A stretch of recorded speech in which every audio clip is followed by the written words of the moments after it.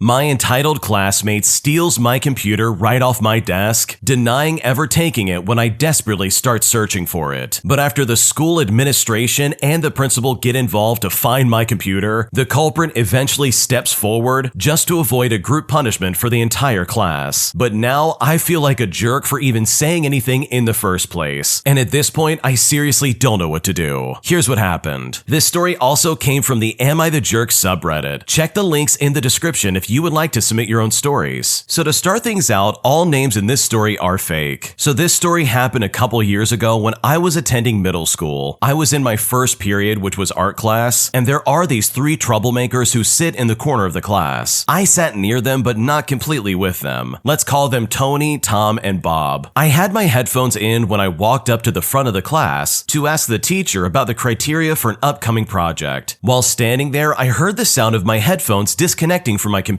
I turned around to look at my computer, but I didn't notice it gone, and that's because of my classmate's computer. But when I walked back to my seat, I realized my computer is not there. I asked my neighbors if they took it, and they did not, but my mind immediately went to the kids in the back, especially Tom. Now, Tom was known in our school to be a troublemaker and generally not a very good student. They are the type of kids to not pay attention in class and swear during class, and when I realized that they probably took it, I walked over and I asked Tony if he had taken it, and he just said to me, "No, why would I take it?" I then looked around a little bit more until giving up and telling the teacher. Let's just call this teacher Mia. Mia was a very strict but nice teacher, and when I told her, she helped me look around and ask other classmates with their computers if they had seen who had taken it or if they had taken it themselves, but nobody turned it in. Mia then got the entire class's attention and told them that if nobody gave it back in the next 5 minutes, she would call the office, and trust me, she sticks to her word. But even then, nobody turned it in. Well, Mia did exactly that. She called up to the office, with one admin and 2 security officers coming in and giving the students an ultimatum. They said to us plainly, either you give up the computer in the next 2 minutes, or we search every single backpack. But still, nobody turned anything in. They then escorted all the kids to the lunch area and kept me in the room, asking me if my computer had stickers on it to help them find it. We were unsuccessful in searching the room, so the school locked the computer so it could not be used. After being unsuccessful in finding the computer, the principal themselves actually came in with the students and decided to intervene. He said to them, "I've heard students saying that we buy these computers for $20, but in reality they're much more than that. They're well over $200, and it becomes a pretty big deal when they are stolen because they cost a lot to replace." Now, at this point, I felt really embarrassed, and I did not want this to become such a big deal. The principal continued his speech. He said, "I will give you all a choice. Either the computer gets turned in by the end of this period, or there is no field trip at the end of the year for the entire class." And for the record, we had a very nice trip planned to Six Flags. The entire class was silent for the next 3 to 4 minutes, and when the bell rang, a lot of people were mad at me, and I was honestly afraid of getting beaten up. But later that day, the computer was found by Tom, you know, one of the troublemakers from earlier, and he turned it in because it was locked and he couldn't use it. So am I the jerk for reporting this in the first place? What should I do? You are definitely not the jerk. You knew exactly who took it, but they just didn't want to fess up to it. Like, you are definitely not in the wrong, and there's no reason for you to feel guilty in the slightest. Those troublemaker kids in the back very clearly are the ones at fault, and if you and your class actually did end up losing your trip to Six Flags, then trust me, it wouldn't be your fault. It would be Tom and his stupid friends who clearly wanted to mess with you. And I honestly can't stand people like this. People who steal other people's belongings like that. It is honestly so disgusting, and there's no good excuse for it. So hopefully Tom got in trouble for stealing your property, because under no circumstances is that ever okay. And in my opinion, I think you absolutely did the right thing. If you like Am I the Jerk, you're probably going to love Am I the Genius. Check it out, link down below in the description. Also, go to amithejerk.com/submit if you would like to submit your own stories. Today, I messed up that I've been overestimating my friendship, and I'm starting to realize that it truly is one-sided. Here's what happened. Okay, so my friend and I have been friends since we were kids, with the both of us now being in our early 30s. There are periods of time where we talk and see each other a lot, and there's times where we simply don't. We hadn't been talking and seeing each other much since COVID, but a little over a year ago, we were both in much more stable situations. They stopped using hard substances, and I was in a more stable place with my job. So I decided to reach out. I texted more, I tried to be better. They don't have a car, but I do, so I would drive to see them once a month, if not more. They live pretty far away, so about 2 hours, but it was worth it, I thought. It's not about the money or time I spent getting there. It's about having an actual friend in my life. I was never a super social person, but after COVID lockdown, I now feel super out of touch with everything and everyone. It's gotten better, but I'm not good at making friends and I'm not the best in social situations. So I figured trying to reach out and become close to this friend was a good start at feeling more like myself. Anyways, we texted to meet at their place days ago, and this person asked me a few days before if someone else could join. And even though I didn't know this person super well, I thought to myself, why not? It could be a better way to get to know somebody new. When I got there, the other person didn't have a car as they got an Uber to get there. But it doesn't matter, I thought. We would just hang out inside. I couldn't go into their place due to their spouse needing to rest, so I drove them around to get lunch and go to the mall, which was the plan all along, but they just never told me that I'd be driving them around. They offered gas money, but I declined because it's not about the money to me. Well, my friend and their friend are much closer than I am with my friend. So much so that most of the time I was there, they were talking about people that I didn't know. They were also going on about times that they hung out, inside jokes, and parties they went to, all of which I was never invited to. So there was only so many times where I could say, oh wow, that sounds like a lot of fun, all before it kind of started to hurt. It felt like I was a chauffeur and a third wheel. Well, since I'm socially inept, towards the end of the day, I just kind of stayed quiet. And I guess I looked pretty upset. I dropped them off, gave my friend their Christmas present, and said I was just tired, and then I left. When I got home, my friend texted me and asked me if I was okay. They kept spamming me messages and messages about it, and honestly, I didn't mean to be upset. I know my emotions aren't other people's responsibility, and I know other people are allowed to have close friends, even if that doesn't mean that I am one of them. It just hurt to realize I'm not close to them and probably never will be. So I texted my friend that I felt left out and that I know it's not their fault and that I know they are closer to their friend. They texted back basically confirming that they are closer, but that it doesn't matter and that it wasn't their intention to make me feel left out and that they won't include anyone else next time, which wasn't what made me upset. I tried to explain that, and the friend said that they'll make it up to me, whatever that means. I mean, how can they? They didn't do anything wrong. It was me who set unrealistic expectations on a friend I don't see often. Honestly, I feel like the friend is full of garbage and just saying whatever to try and make me not upset so I'll drive them around again. After all the effort that I put through to try and be their friend and get closer, I thought that I mattered more to them, and to find out it's a one-sided friendship just really makes me feel differently towards them. After having to drive so many people in my life around, such as my siblings and other people like friends and family, I'm very burnt out and I'm at my breaking point. I feel left out at work all the time, and I just didn't expect it from someone that I consider a friend. It sucks to realize that you're not as important to someone as they are to you, and it sucks to know that you're an afterthought. So I honestly messed up by thinking I was close to someone when in all actuality, I'm really not. Okay, I think you're going about this in the wrong direction. Like, you're jumping to some weird conclusions that in my opinion are going to be the downfall of your friendship here. Not the fact that your friend has done anything or is like neglecting you in some kind of way, but instead, I think you've got to be careful because you might be the reason this friendship falls apart. Like, for starters, let's look at this realistically. You live 2 hours away. Like, I don't care who you are, that makes a very big difference when it comes to like who you're friends with. Like, I have friends who are 2 hours away, and so obviously I don't hang out with them all the time, meaning that the people who are closer nearby geographically are gonna have more of my time. Like, that's a normal thing that happens to literally everybody. But that doesn't mean that your friend doesn't like you. It doesn't mean that they used you the last time they saw you, because there's literally no evidence of that. If this person was not that good of a friend, they would not have bothered to reach out and be like, hey, are you good? And they also wouldn't have tried to like make it better the next time you guys hang out, if that even happens at this point. Like, they do sound like a good friend who wanted to reach out. If they were using you, they would have been like, okay, see you later, and it would then really feel like a one-sided friendship. But it doesn't seem like that happened at all from what you've described, and I think you're blowing this way out of proportion all because your friend has other friends. And that's a really weird overextension on your part, and I think you really need to be careful. And I totally get it. You've had a bad history of being used, it sounds like, but you've got to be careful with that because you very seriously could like judge people incorrectly and completely ruin a friendship that honestly does not seem like it's falling apart. If anything, if I'm being completely honest, it really seems like you're the one tearing tearing this apart. So hopefully you can see this way sooner than later, because from the sounds of it, your friend who lives 2 hours away does sound like a good friend. And in my opinion, I think it's time to look at the positives, instead of assuming that your friend is just trying to use you. My entitled mother treats me like garbage and is constantly putting me down despite the fact that I have a disability, and is now being forced to live with her against my will. And at this point, I seriously don't know what to do. Here's what happened. I got into a really bad accident a while ago, and I basically navigated all the doctor's appointments, therapy, and other things alone with like 2 weekend visits from my mom. I was in so much pain. And then we found out about the diagnosis. I had a brain injury and a bunch of other injuries as well. Anytime my mom came to visit, she'd always yell at me for being rude because I was needing some silence and patience, and she was threatening to leave. I mean, I had pounding headaches all day, every day, on top of seizures and other things. I ended up needing more care, so I had to move back with her since I was a bunch of states away. My friends that lived near me at the time saw me more often than her, and they were of great help. She now has this thing of saying that I never told her how bad everything was, yet she still saw it with her own 2 eyes. I kind of feel betrayed because she rushes to everybody else's problems and has so much concern for them, yet here I was with major injuries and she had blinders on. She let my narcissistic sister know, and her only response to my condition was to say, "Oh no." Meanwhile, this was the same person that my mom would tell me to be nice to when she cried for little things, like me saying no to set reasonable boundaries. It was also at this time during the move that I learned that my mom was moving. My sister is a very interesting kind of person, so she married an older, wealthier guy. They bought a house for her basically in the middle of nowhere, and they expected me to help her move when I could barely lift myself up and I was writhing in pain most days. And they called me selfish numerous times. Then my mom expected me to pay her back for all the trips that she came to see me. At one point, she said that she'd help me get a car because after the uninsured driver had hit me, plus all of the medical bills and not working because of injuries, meant that I was completely out of luck financially. But then all of a sudden, she backtracked that and said that she wasn't obligated to. Then she told everyone else in my family that she was supporting me. She then makes false promises stating that we'll go here or there, and since I'm stuck inside the house for years with no friends close by, while also being in an isolated area, but it never spells out to anything. She never does anything like that, but instead will go do things for an entire day without complaint with my sister and her husband. The worst part was when she said we go to the beach for my birthday, and we just literally parked and got food, and then less than 20 minutes later, she wanted to go back home. She had spent a whole day at the beach with my sibling the previous week, so I just cried for my birthday. And even this one too, because she had made promises that yet again she couldn't keep. Then anytime I bring up the differential treatment, she just gets upset and then yells at me. I mean, nothing ever changes. It's the very reason that I left in the first place, especially because she was invalidating my sibling's awful treatment towards me that she knew was happening. Something in me still loves her, but I just feel so abandoned that my only parent treats me this way. If I wasn't disabled, I'd be out of here so fast, but now it's taking twice as long to be even productive enough to leave. And at this point, I seriously don't know what to do. Yeah, I'm gonna say it straight up, but I think your mom is a complete narcissist. Like, she is just straight up ignoring all of your problems, and she's almost ignoring the fact that you're disabled. Like, you're in a situation where you really need people on your team to help you out. And the fact that she's like guilt tripping you and treating you like garbage pretty much every day is just so uncalled for. So hopefully there's some way you can move out or find some kind of like program to help you out, because the way your mom's treating you is absolutely uncalled for. Am I the jerk for not telling my former fiancé that I actually bought her dream house? Because right now she and the rest of her family are calling me awful names online, and I seriously now don't know what to do. Here's what happened. 10 years ago, my fiancé left me a few weeks before our wedding. We grew up in a small town, we were friendly, went to the same school, but we were never in the same clique. She was one of the popular kids and I wasn't. A few years after college, I moved back home when my dad got sick. I found a job in my field about 45 minutes away from home, and I would help take my dad to his chemo appointments. It was during one of those appointments that I ran into my now ex. She was now working at the hospital, and one day while waiting, I decided to ask her out. It turned out that we were interested in a lot of the same things. It seemed like our relationship was going great, and about a year or so into dating, I moved into a rented rented house together, and in the following year, I proposed. We began looking for a house, and my ex always wanted to live in her grandparents' house on the lake near our town. Her family was forced to sell the house when her grandparents passed away, and this is all due to an inheritance dispute. 6 months before our wedding, a chance event happened. The couple who bought her grandparents' lake house had grown tired of our snowy winters. It took some work and nearly all of my savings, but I was able to buy her dream house. It was going to be my surprise wedding present, so I didn't dare tell her or anyone in her family my plans. A month before our wedding, my ex and her friends went to Miami for her bachelorette party. I'm not sure of what happened there, but part of me doesn't really want to know. But I do know that her high school boyfriend was there as well. When she got back from the trip, she broke down and confessed that she was afraid to get married, and she wanted to call it off. It was a massive mess. She later then moved to Florida and eventually married her high school boyfriend. I ended up moving back to the city for an amazing job. In the meantime, I still had the lake house. With the help of my mom, we started to fix up the lake house, and it honestly took a few years. My mom and dad would look after the contractors while I was in the city. Having the house was perfect when everything was locked down. I was able to escape the city and work remotely from the lake house, and I now live here full time and I work remotely. This summer, we had a 4th of July celebration at the lake house. My sister-in-law used photos from the lake this summer in her Christmas card, and one of those cards made it to my ex's cousin. The cousin recognized the house, and the Saturday before New Year's, my ex's mother and sister were at my front door. After the pleasantries and answering their initial questions, they made an offer to buy the house outright. But after refusing their offer, I could tell that they were not happy. A few days later, I got a long text message from my ex. Now, mind you, this was the first time in 9 years that she was talking to me. She called me a jerk for keeping this from her, and her family is blaming her for losing the house again. She then chimed in and asked me to sell it, but I still had no intention of ever selling it. Now her and her family are complaining on social media that this is some sort of revenge. So honestly, am I the jerk in this situation? What should I do? You are definitely not the jerk. Like, your intention behind this was to surprise your ex with the house at the wedding, but that never happened because she bailed on the wedding. And if I'm willing to guess, it had something to do with that high school boyfriend that was also at this party. Like, it's mighty convenient that suddenly she's like, oh no, I don't want to get married, and then she turns around and marries the guy that was at the party. Like, come on. She is not fooling anybody, and I'm kind of convinced that she cheated on you. And that's the only reason she backed out all of a sudden. So no, of course you're not the jerk. Your ex-fiancé and her family are just really salty that once again, they blew their chance at getting this house. And this completely ignores the fact that you've put the work in to try and get it and fix it up so that you can actually live in it. Like, if they really wanted that house, they would have been jumping on the chance to buy it the second it was available. But they clearly didn't want that, and they only wanted it once you fixed it up. So truly, they're the jerk in this scenario, and I think that you are under no obligation to ever sell that house. My time as a firefighter at a volunteer department was absolutely miserable, and after getting written up for something absolutely ridiculous, I decided that enough was enough, and as a result, I put in my resignation and I never looked back ever again. Here's what happened. So I used to be a firefighter for a volunteer department. The town was small and nothing happened on most days, but I was young and single and I loved the job. I showed up every single time that I could, and the only person who was there more than me was the chief. As many volunteer firefighters know, when grandma falls down at 3 in the morning, you get 1 or 2 people. But if there's a fire, people you haven't seen in months suddenly have enough time to show up. Anyways, that department was a mess. People were always talking bad about each other and backstabbing each other, and training was a joke. You were lucky to get a PowerPoint once a week. Stuff was stolen a lot, and there was once a whole political coup for some reason. Somebody really wanted power in a small town department in the middle of nowhere. I learned it was best to stay quiet and just do my job, and that was helped when I went to night shifts at my real job. I was working 12-hour shifts, and sometimes it was 5 or 6 days a week. I still showed up to every run that I could, but after 7 years there, I was just done with it all. Everything came to a head when I was scheduled 28 12-hour shifts out of a 30-day month. I was still the second most active member out of 30 people, but I wasn't kissing the appropriate butts apparently, and the management just kept trying to get me in trouble. They once said they would fire me for not turning in some paperwork, and I had to point out that the paperwork had been sitting in their mailbox for 3 days. They eventually decided to add a stupid new rule. You were now required to sit at the station for 40 unpaid hours a month. Not not doing so could lead to discipline and termination. And I didn't bother. I was about 24 shifts into the month, and I did not care about their dumb rule. But I realized that I could make it, so I left work, I grabbed a change of clothes, and I went to the department. It was about noon, which was midnight to me, since I was working nights. I tried to sleep on the rock-hard beds they provided, and not 30 minutes went by when the training officer kicked the door in and demanded that I get up and help with training. What was my role, you might be asking? I sat on a hose so I didn't move while someone else practiced the pump controls. I mean, a sandbag could have done it just as well. An hour later, the training finished, and I tried to go back to sleep, but I was told off again. I ended up hiding in the TV room just so I could have some peace and quiet. Well, they found me again, and they wrote me up for the first time in years for what amounted to not being enthusiastic enough about the job. I endured a lecture while trying not to fall asleep where I stood, and I finally got to sit down when I got a text from the boss at my real job. They wanted me to work that night and wondered if I was available. So I thought to myself, you know what? I am available, and I just straight up left. A few days later, I got a nasty email from one of the guys who wrote me up, telling me that they didn't like my attitude and that I needed to think about what I wanted. Well, I thought about it, and I realized that I didn't want to deal with their garbage any longer. So I wrote my resignation letter, I went back to the station, gathered all of my personal effects, and I never went back there ever again. Honestly, this is like a crash course in how to leave a toxic job. These people completely ignored the fact that you were the most hardworking person at that station, and yet they still treated you like garbage pretty much no matter what. Like, that is honestly so unfortunate, and it's so disturbing in my opinion. Like, you actually cared about doing this job, and they were always constantly putting you down. And that, in my opinion, is just completely unfair. So good for you for knowing your worth and getting out of there as soon as you could. Because these people did not value your time or attention in the slightest. And it's really great to see that you figure that out sooner than later. When you subscribe, make sure to hit the bell to turn on notifications. To finish listening to all the stories, check out the playlist at the top of the description. And if you want some chill music to put on in the background, check out Easy Mode. If you like Am I the Jerk, subscribe to Am I the Genius. Everything will be linked down below in the description.